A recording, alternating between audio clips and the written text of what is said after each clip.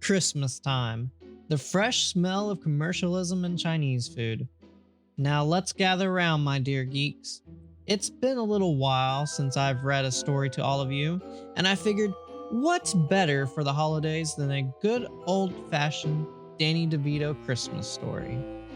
That's right, we're going to dive right into the masterpiece known as Little Spirit, Christmas in New York.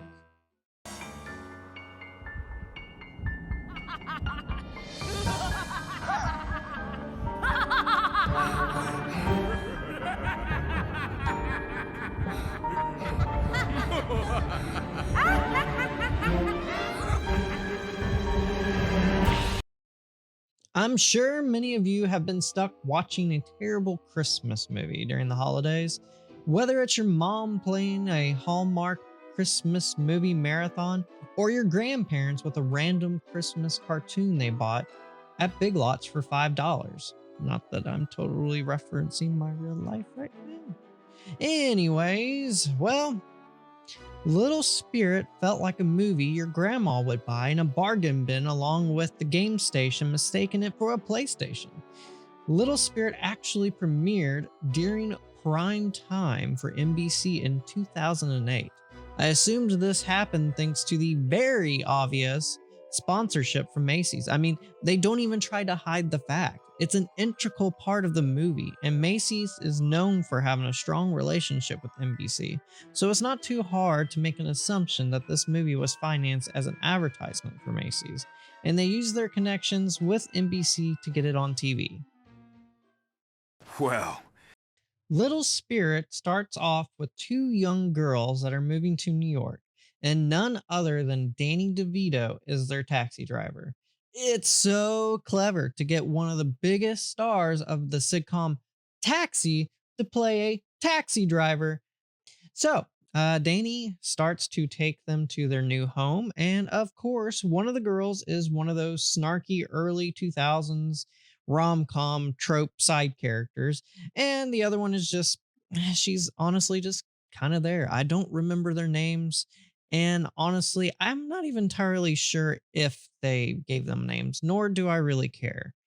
Anyways, they get stuck in traffic, and Danny decides it's the perfect time to see if they heard about a boy who is similar to the girl that's snarky, except a little less pushy, as he describes him. He continues to describe him as a kid that is about ye-high and with brown hair. That is the only descriptions that he gives the kid, and assumes that the other kids would know who that is. Oh, God. The dialogue for this is so horrendous. Anyways, so we finally get to the actual main character that he goes on to describe, and his name is Leo, the same name as the creator and co-director of this shit show. Now that's not a very nice reaction. We'll get back to him later. Leo has to move from, as DeVito puts it, a land as flat as a pancake. Yes, that is an actual line that they gave him. He moved from the land that is as flat as a pancake to the Big Apple. And of course, he's not happy about this. At least, though, he does have his loyal dog Ramona with him. What the hell is this thing? That ain't no damn dog. When did Betty Boop get duped by the Taco Bell dog into making this abomination? Dear God, who the hell made this thing? Oh my. Composure. Settle down. It's okay. Anyways, so Leo, along with his trusty mutanoid dog and father, they end up in the Big Apple, and he meets Danny DeVito, and wouldn't you know it, as his taxi driver. And he takes him to his new home. When they make it there, his dad reminds him that even though he's in a new place, at least he has Ramona. Then, when they get into the house, he has to be told to put a leash on Ramona because this isn't like their old town. Ramona could end up lost. Man, that's what I call next level foreshadowing. you'd at least need to have at least a genius level IQ to figure out what's going to happen here. I mean, that's not obvious at all. I mean, I don't know. What's going to happen next. Well, let's see.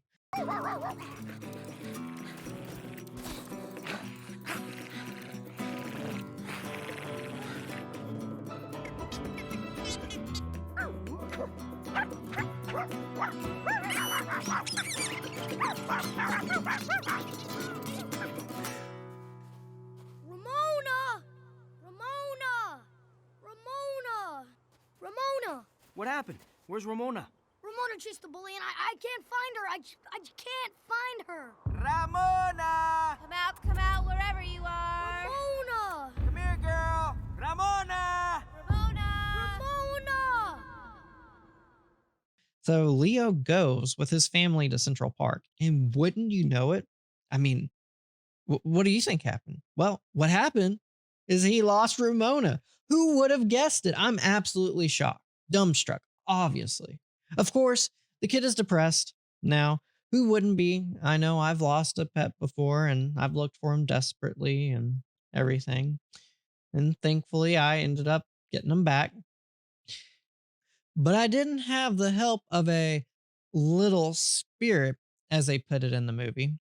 Well, Leo got a snow globe that he doesn't obviously remember getting, and the little spirit comes popping out of it, and it looks like, well, to be honest, it looks like Randall, Randall from Monsters Inc. It looks like he had a little cousin, and that little cousin was brined in a piss jar, and that would explain the jaundice, glowing scales, and piss for brains. Now that's not a very nice reaction. Okay, not my best joke, but dear God, is that thing hideous. Well, his speech makes no sense at all on top of that. He says hello at first, and then it's all weird gibberish noises, and which, to be fair, they hired the guy who did the voice of Porkchop from Doug. So that's sort of his thing, but at the same time, it felt like they told him to be like Stitch, and it just made things weirder. Speaking of weird, everything that could make sense goes straight out the window the moment he appears. Christmas trees, no other type of tree, but Christmas type trees. Okay, get this. In this universe, have what they call doors, because according to Danny DeVito's character, portals sound too much like sci-fi mumbo jumbo, and people don't know about the quote unquote doors because they don't know where, not what, they're looking for. Well, where is the piss creature looking when he runs right into the tree to teleport? There's no other explanation given about the secret doors of trees. So, of course, the little spirit and the boy through the tree teleport across New York to try to find the dog. They end up in Central Park and many other famous New York locations and different houses. And the funny thing, okay, so the funny thing is that the people don't even freak out about them when they suddenly appear in their house. They only seem to care when they go through the yellow glowing portal in their tree. When they first appear, they're just like, oh, this little boy is here. And, that's kind of weird, but, this kid just broke into my house. That doesn't bother me really. Let's talk to him about Christmas instead of like calling the cops. But oh no, he went through that portal. Oh, anyways, in real New York, that little boy would have gotten straight up shot for that or walked into the wrong thing for a little boy to witness. If his dad hadn't had the talk yet, I'm sure he will have to after that night. Well, it turns out that Ramona has been having her own little adventure in the Big Apple, and of course ends up at Macy's. Who would have guessed it? When she ends up at Macy's, she ends up on the news because she's getting chased after security guards, and as she's being chased after, she accidentally causes their big tree on the roof to fall. And the boy, finally, at last, is reunited with his dog. After a series of going through random people's houses and talking to squirrels and everything else, he finally saves his dog. And DeVito finished dropping off the girls after telling the story. And wouldn't you know it, he dropped the same snow globe Leo got in their Macy's bag and winked at the camera. So that's how the movie ends. And I guess Danny DeVito is God or I don't know, Santa Claus. I don't really know at this point. I don't think they know. Story and dialogue. I think the story, when it was first conceptualized, the creator slash co director Leopold Gout had admirable intentions. He was an immigrant that came from Mexico to New York, and this is what he had to say on his inspiration on making this movie. The main character is named Leo, the same as my son, and Ramona is my dog. The ideas were flowing in the back of my mind. When I was a kid, I always fantasized a lot. There was always an electricity around Christmas time. It was always very powerful for me.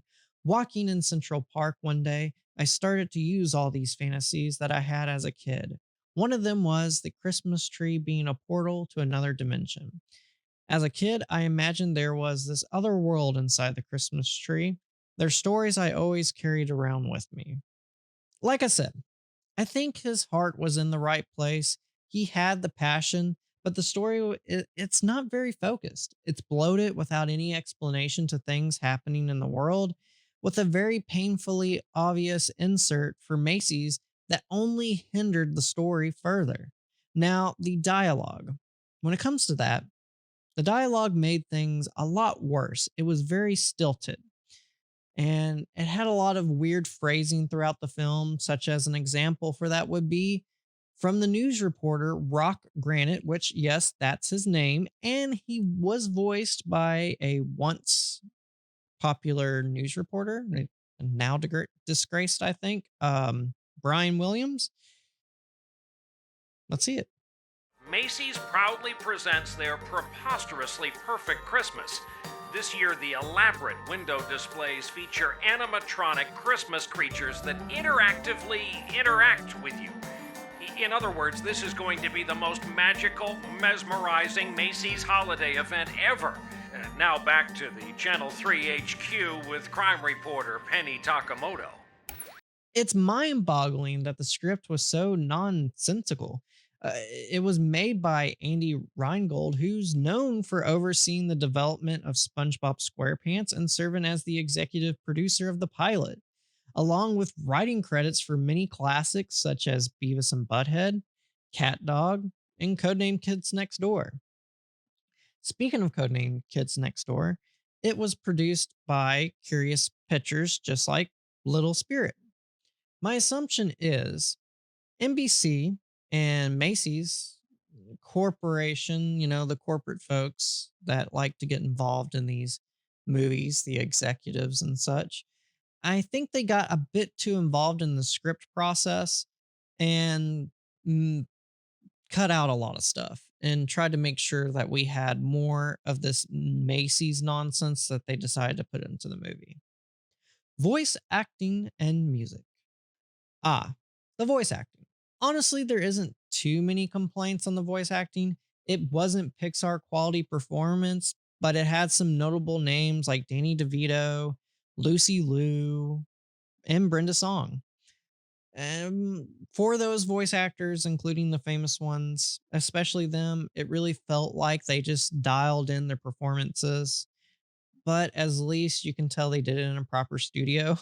I mean, there are some pretty bad animated movies out there where you can tell that these people like worked in a garage or like, I don't know, live in a trash can like Oscar the Grouch or something. I don't know. But it wasn't too bad. Now, as far as the music goes, it definitely made you think you were in an early 2000s coffee shop the whole time. Like when Starbucks used to have Paul McCartney's exclusive album, Memory Almost Full, on repeat in 2007. The music was done by Duncan Sheik, which is most notably known for Barely Breathing. You can look it up. I'm not going to get flagged for it, YouTube. The beginning song is played so often It's played so often, I'm caught myself humming it throughout the week after I played this movie. I really want it. I want it out of my head, honestly. Hold your horses, kid. I'm getting there. From the looks of this traffic, there's no rush. Buildings surround you, people astound you. It's been this way for a while. Welcome to New York. It's the city you've been waiting for.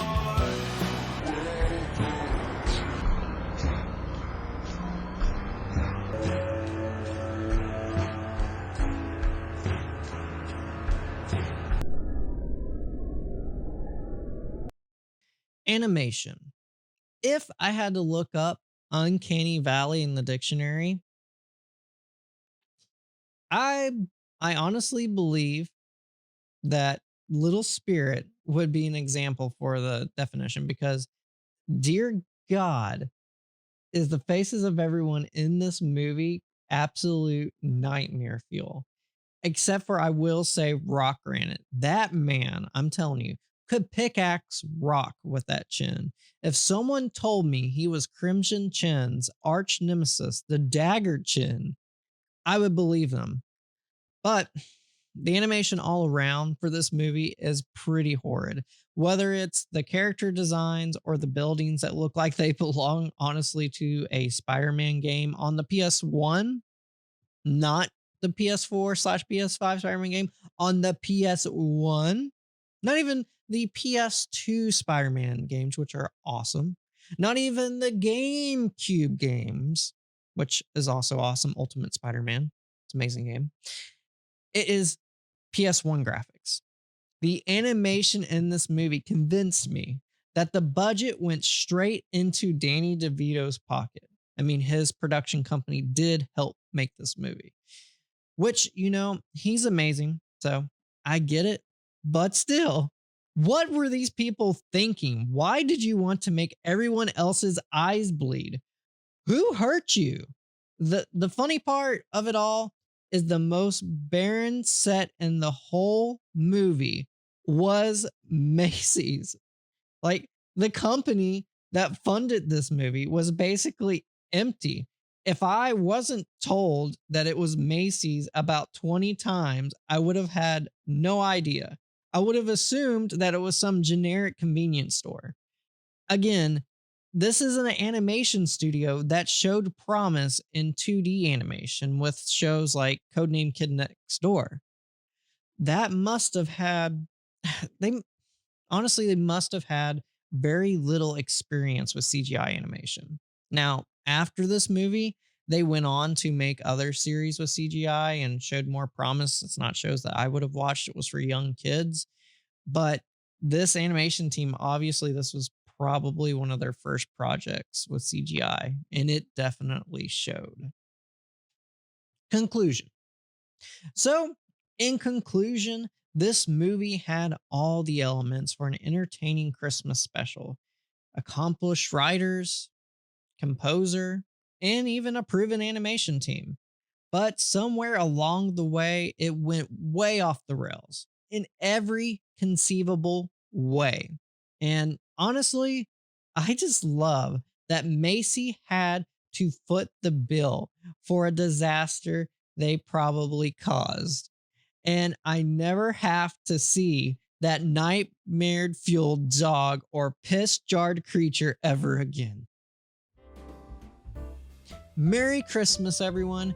And thanks for watching. It's been a little bit and I've been busy with life, and I'm sure y'all have too. A lot has been going on these past few years, and I wanted to do something different. I know VTubing can be considered to some as pretty cringy, but I think this is pretty fun. I like doing this new little character.